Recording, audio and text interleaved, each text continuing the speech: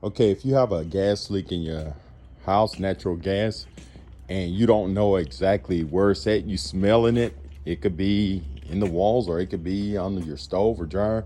But what you can do in case of emergency, you can come and turn your gas off here at the meter. As you can see right there, it's turned on. So to turn it off, only thing you will have to do is take your crescent wrench of whatever wrench you got and just turn it all the way up until these holes line up together. So this is what they do when they come and turn your gas off. They'll line these up and they'll put a lock on it.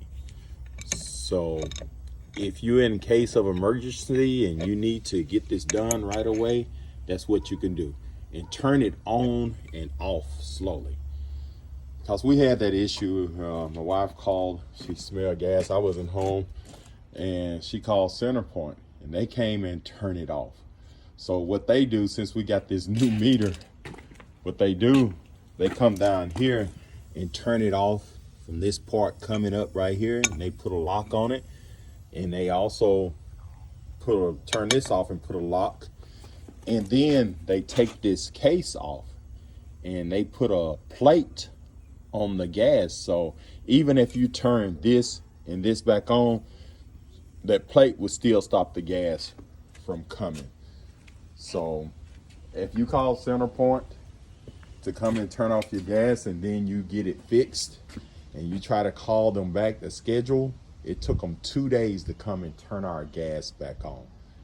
And the bad thing about this is that Centerpoint is the only service that supply gas here in Houston, I think. And I asked them and they said yes. So we were at their mercy.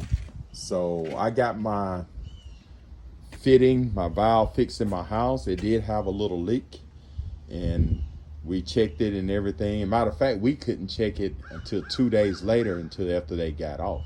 So in case of emergency and you know how to do some things yourself or you don't feel comfortable, call somebody.